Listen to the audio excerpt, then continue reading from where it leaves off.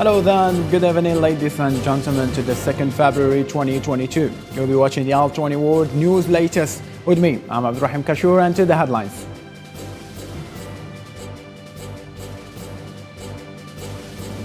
Guinea-Bissau's President Umaro Sissoko said an military coup to overthrow him had failed and called for calm across the country during a national address broadcast.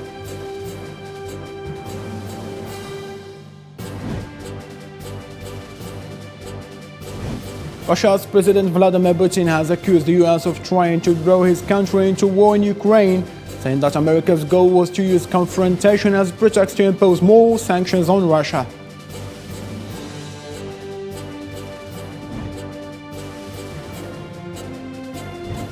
The United States will deploy a guided missile destroyer and a state-of-the-art fighter jets to help defend the United Arab Emirates after a series of missile attacks by Yemeni rebels.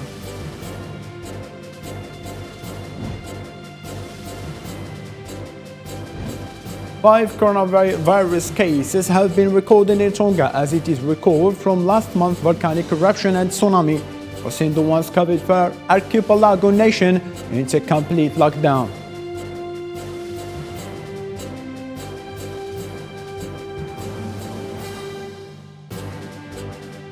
Hello again and welcome to AL20 World Latest. After gunmen armed with machine guns and AK-47s besieged the government palace for hours while the president and the prime minister were inside, Guinea-Bissau's president claims to have escaped from an attempt to coup. Sofian Kachori in Wildfire.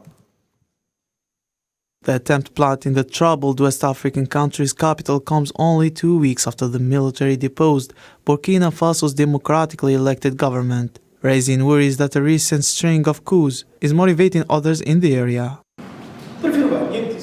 I would have preferred the attackers to come and talk to me directly. If there is a problem, let's discuss it. I know that I did not come to stay in power forever. I'm still here because the people trust me. Late Tuesday, President Umaro Sissoko spoke to the media, claiming that the attack on democracy occurred during a cabinet meeting at the facility. Mbalo mentioned it wasn't just a coup, it was an attempt to kill the president, the prime minister and all the cabinet. Our Republican defense and security forces were able to put an end to this evil, adding that the gunfight lasted 5 hours and that many people were killed or injured. It's not the military who are involved, but it's above all the fight against drug trafficking that is at the root of it. Because most of the people involved are people of the anti-drug investigation list. I have an idea how much it will cost them. I promise you the fight will continue, and we have already started making arrests. Guinea-Bissau became known as a transit point for cocaine between Latin America and Europe in the 2000s. As traffickers profited from corruption and weak law enforcement, Guinea-Bissau has been regularly described as a narco-state, yet few studies analyze how drug trafficking and crimes has evolved there, based on extensive interviews in Guinea-Bissau over several years. The 15-nation West African regional grouping, known as ECOWAS, which has already had 3 coups in the member states in the previous 18 months, termed Tuesday's violence coup attempt and said it was monitoring the situation in Bissau very closely. Charles Corbochwe, the head of delegation of the Economic Community of West African State ECOWAS to Burkina Faso on Monday, said she had met with ousted President Roch Kabore and that he was well and in good spirits. This comes after the military coup that took place in the country, which allowed the military to take the ruling.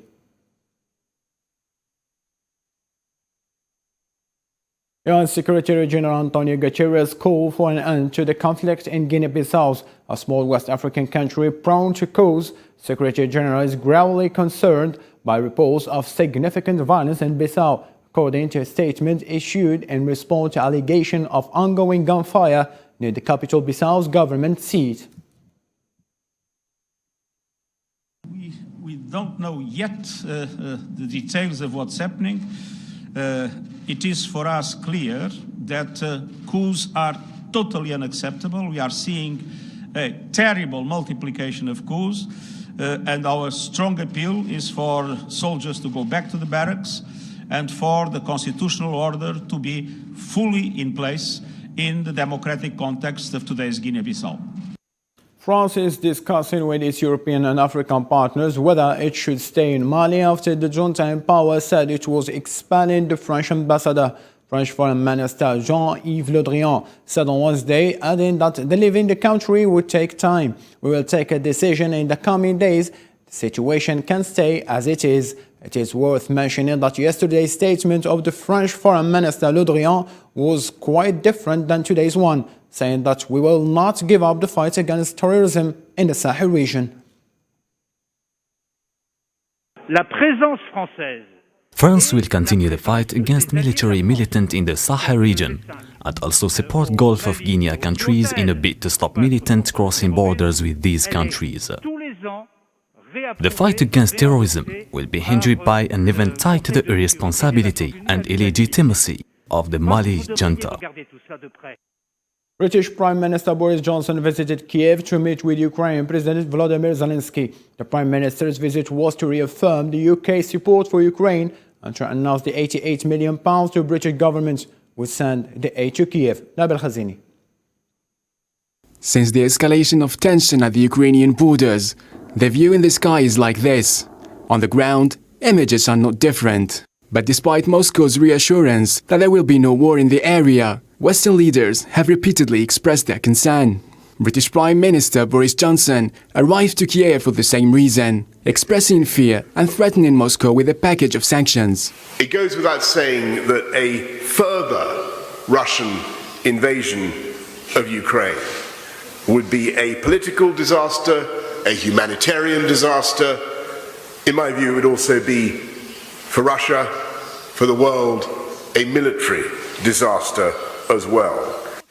Alongside other countries, we are also preparing a package of sanctions and other measures to be enacted the moment the first Russian tow cap crosses further into Ukrainian territory. After weeks ducking and diving the worst scandal to hit his premiership, Boris Johnson could well be happier in the Ukrainian capital. A visit that he hopes could slightly deviate local attention and gain him back some lost trust within his own parliament. We can't just keep kicking the can down the road. It's a major distraction for governments when there's so many challenges to address. And the emails from my constituents keep coming in. They've lost trust and confidence in him. Well, I think this is part of the problem. Everything will be going through his mind. There'll be a sense of how dare they? There'll be a sense of, why are they doing this to me? There'll be a sense of, oh God, it's all my fault. I can see where they're coming from. And I think that there's a whole juxtaposition in his mind. There's a tumble of emotions going on. And I think you can see that in his performance. He looks frustrated, he looks angry, he looks overly aggressive. He spent most of his time prosecuting journalists and failing to prosecute Jimmy Savile, as far as I can make it. Over the last couple of weeks, the United Kingdom has showed support to Ukraine. Besides the defensive weapons offered to Kiev, the UK announced £88 million of new funding to the Eastern European country that will bolster efforts to reduce Ukraine's reliance on Russian energy supplies. At least 26 people have been killed when an overhead high-voltage cable fell into the Darinage ditch at Market in the Democratic Republic of Congo. Capital Kinshasa.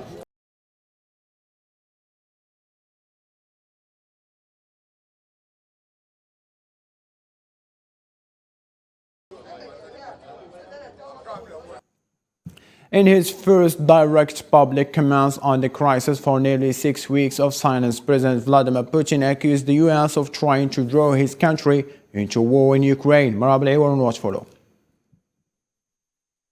President Vladimir Putin had not spoken publicly about the Ukraine crisis since December 23rd, being ambiguous about his personal opinion, while diplomats from Russia and the West have been engaged in repeated rounds of talks. After talks with Hungarian Prime Minister Viktor Orban in Moscow, the Russian president said America's goal was to use a confrontation as a pretext to impose more sanctions on Russia. It seems to me that the United States is not so much concerned about the security of Ukraine, but its main task is to contain Russia's development. In this sense, Ukraine itself is just a tool to reach this goal. The president made no mention of capitulating from security demands the West has rejected as non-starters and a pretext for an invasion, which Moscow denies. Washington is not primarily concerned with Ukraine's security, but with containing Russia, Putin said. He also added that the US was ignoring Russia's concerns about NATO alliance forces in Europe. Imagine that Ukraine is a NATO member and a military operation begins. What are we going to fight with NATO? Has anyone thought about this? It seems like they haven't. The US and its NATO alliance partners accuse Russia of planning an invasion of Ukraine, something Russia has repeatedly denied but said it could take unspecified military action unless its security demands are met. The US, meanwhile, insists it is fully committed to dialogue. Speaking after a call with Russian Foreign Minister Sergei Lavrov on Tuesday, US Secretary of State Blinken said he had emphasized US willingness to continue discussing mutual security concerns. The US Secretary of State Lloyd also informed Abu Dhabi Crown Prince Mohammed bin Zayed Al Nahyan on a telephone call that Washington was sending the USS Cole to partner with the UAE Navy before making a port call in Abu Dhabi. Usamayati. The United States stated on Wednesday that it would send a guided missile destroyer and fighter jets to assist the United Arab Emirates after a series of missile attacks by Yemen's Houthi rebels. According to the U.S. Embassy in the United Arab Emirates, U.S. Secretary of State Lloyd Austin told Abu Dhabi Crown Prince Mohammed bin Zayed Al Nahyan in a telephone call that Washington was sending the USS Cole to partner with the UAE Navy before making a port call in Abu Dhabi. Austin also informed the Crown Prince of his decision to deploy fifth-generation fighter planes to assist the UAE against the current threat. The deployment was intended to be a clear signal that the United States stands with the UAE as a long-standing strategic partner and intensify the condemnation of the Houthi attack in the United Arab Emirates that was declared by U.S. President Joe Biden. I also want to note that the UAE defeated a ballistic missile attack launched by the Houthis, separate issue, from Yemen yesterday, and we've been in daily contact with the UAE to address those threats.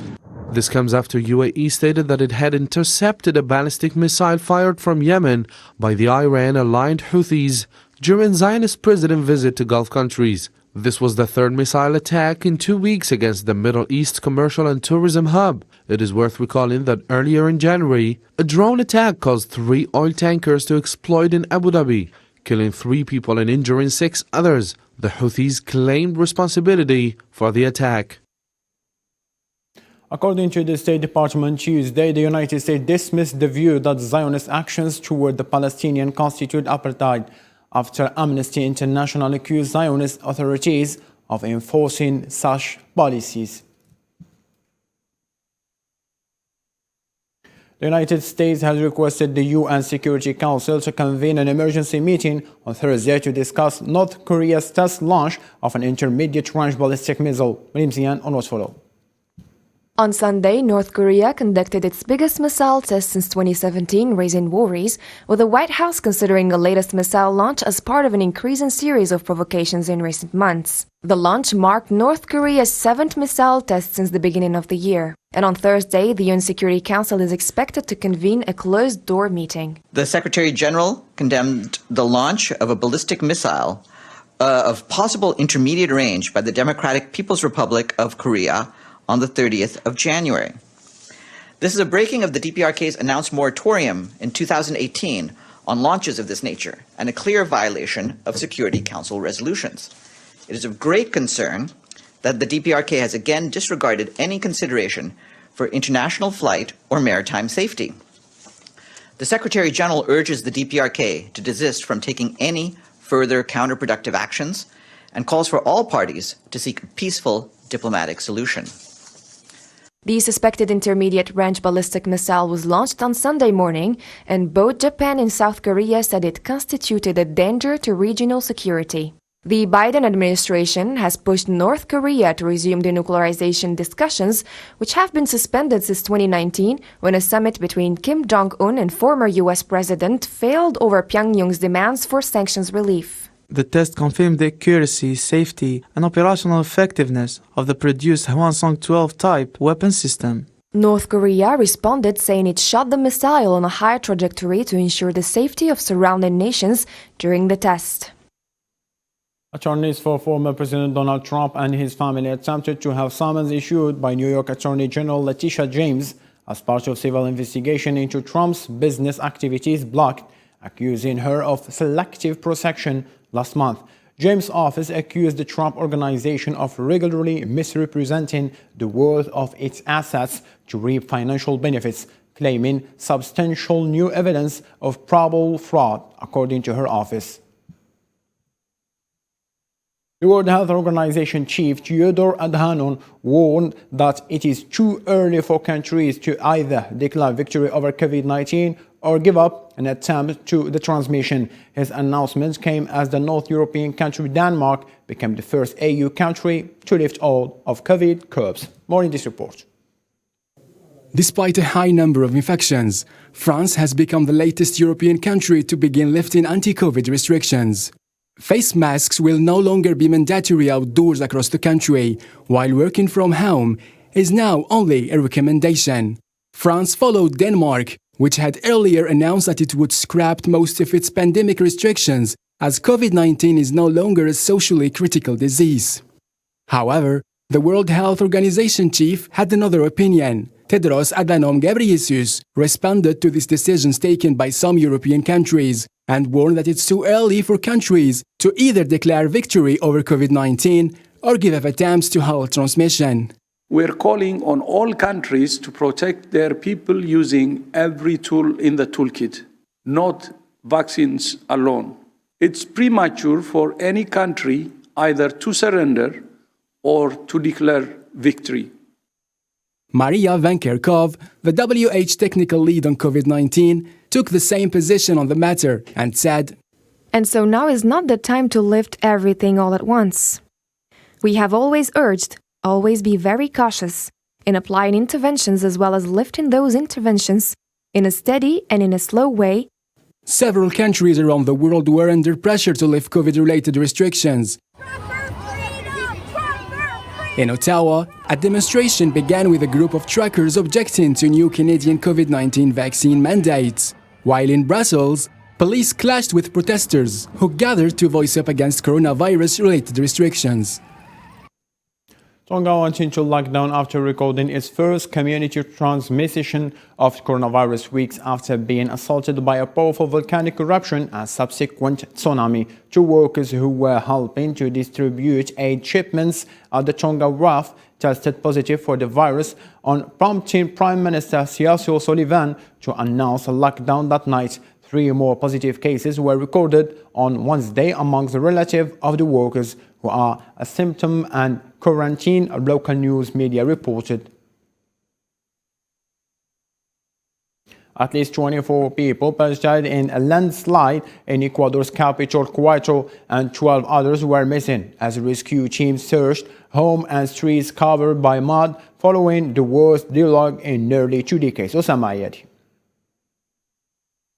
A landslide in the Ecuadorian capital, Quito, has left at least 24 people dead due to the heavy rains, which have sparked in the worst flooding to hit the country in 2 decades. According to the Quito Security Department, at least 48 people have been reported injured from the disaster, and a dozen of people are also still missing.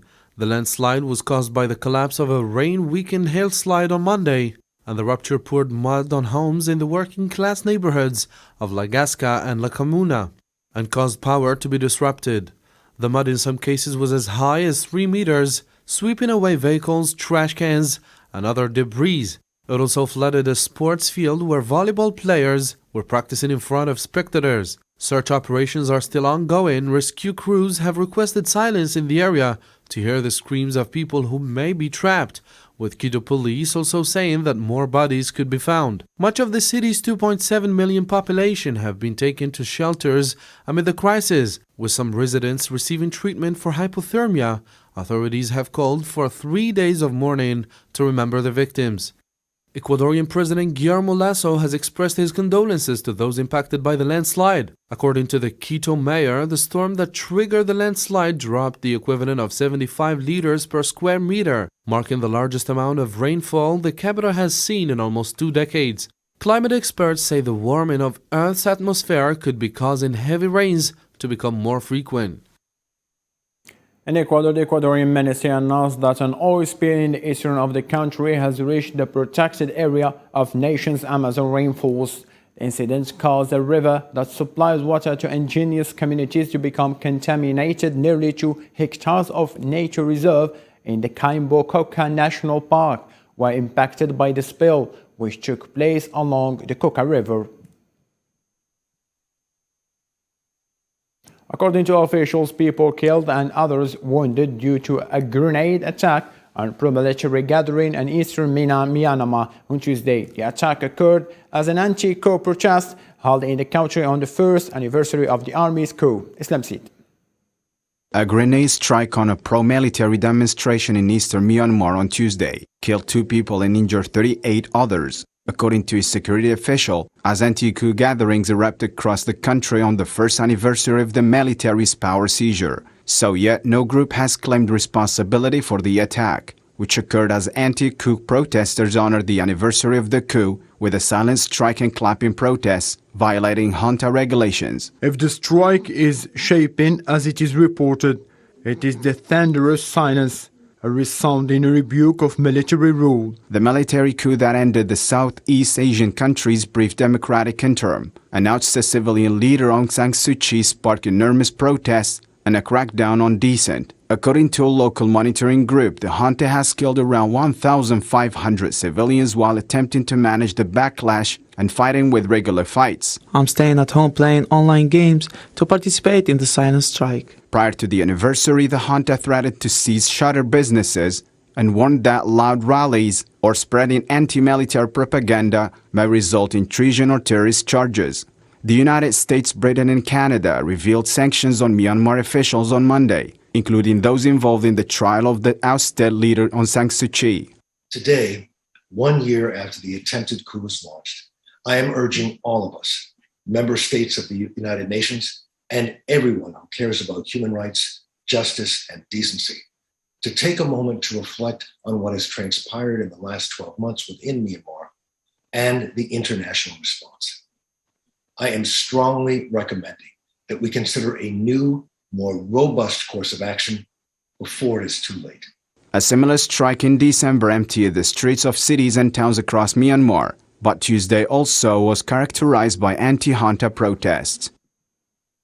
Adult immunization against the coronavirus are now mandatory in Austria, making it the first EU state to do so. This comes as the country is dealing with a growing number of people who refuse to take vaccination against COVID-19. It is now compulsory in Austria for anyone above the age of 18. According to the Austrian newspaper Kilian Zwittig, Austrians might face fine ranging from 600 to 3,600 for failing to comply with the mandatory vaccination law, which will take effect in the mid of March. Burkina Faso ousted President Iswell as head of ECOWAS delegation. On the other side, Germany calls Mali expulsion, or let me say expulsion, of the French ambassador unjustified. And for more international news, let's follow this report by Miriam Zian. Shirley Ayorkor Bouchway, the head of a delegation of the Economic Community of West African States to Burkina Faso on Monday, said she had met with the ousted President Roch Kabore and that he was well and in good spirits. This comes after the military coup that took place in the country, which allowed the military to take the ruling. The Norwegian military ministry said on Tuesday that it will not send troops to Mali for the time being, owing to the African country's present political circumstances. Norway's defense minister revealed on Tuesday that the country's intentions to send a force of troops to Mali had been scrapped due to an inability to negotiate an agreement with Bamako's military administration. Germany slammed the Mali junta's decisions to dismiss France's ambassador as unjustified on Tuesday, saying it stood by its French partner. Following the dismissal, the French government announced earlier Tuesday that it was reconsidering its military involvement in Mali with its EU allies. As reported by the European Mediterranean Seismological Center, an earthquake of magnitude 6 struck Kepulauan Barat Daya in Indonesia on Wednesday. The tremor was at a depth of 127 kilometers. The EMSC revised the magnitude after first reporting the earthquake was of magnitude 6.4. Moving to another break of international news, but this time within the economic sector with Islam Seed. All over there, Islam, the floor is yours, my friend. Thank you, Abdurrahim. Hello, dear audiences. In today's World Business Report, we're tackling 4 topics. First, even as crude prices trade near record highs amid geopolitical tensions, a group of some of the world's most powerful oil producers agreed on Wednesday to plan increase in output. As expected, and for the second year in a row, OPEC+, an energy alliance made up of OPEC and non-OPEC partners, decided to approve the return of 40,000 barrels per day in March.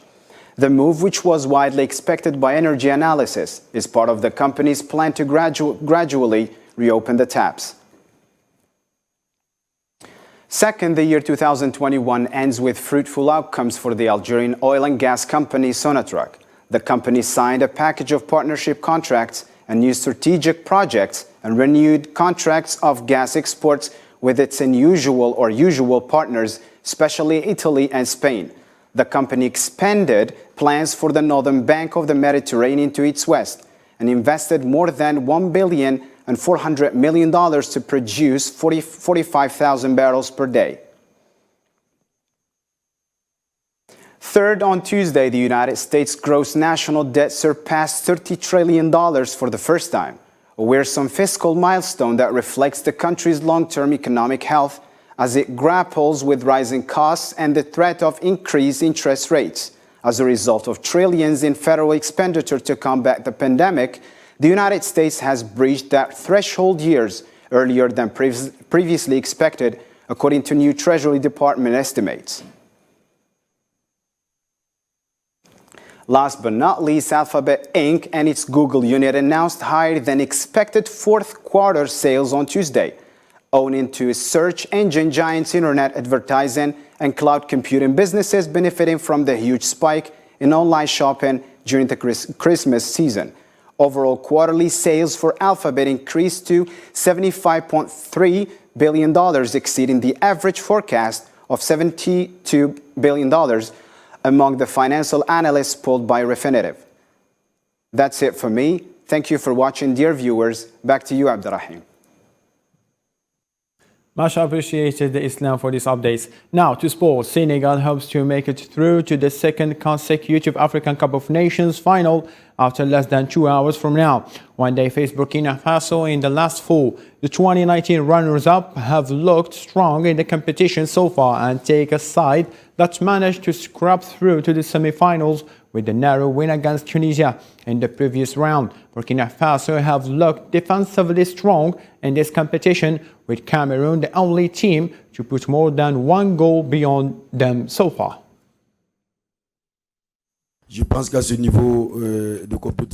First of all, it is to be ourselves. We are not going to change our identity because we are going to face Senegal. We already knew that Senegal is a big armada. In any case, it is one of the best teams in Africa. When you face such team, the main thing is to be yourself. We will not come to this competition with a mask, with an image that is not ours. No, we will keep our identity in the game. Anything we say in a press conference is just communication. The reality on the pitch is different. It is 2 great teams that will meet, 2 teams that have fought hard to be where they are, that have experienced some difficulties at the beginning of the competition, but have also managed to overcome these difficulties, which proves the mental strength of the Burkinabe, but also the mental strength of Senegalese. I think it will be a very interesting match. To this point, let's have a look again over our main stories.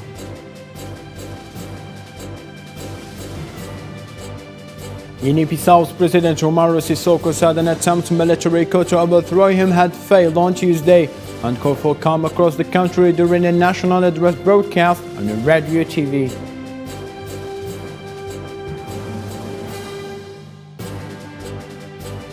Russia's President Vladimir Putin have accused the US of trying to draw his country into war in Ukraine, saying that America's goal was to confrontation as a pretext to impose more sanctions on Russia.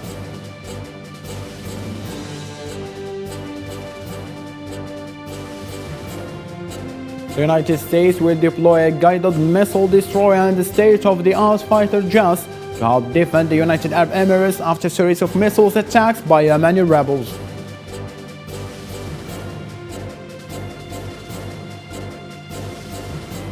Five coronavirus cases have been recorded in Toga as it recovers from last month's volcanic eruption and tsunami, forcing the once COVID-free archipelago nation into a complete lockdown.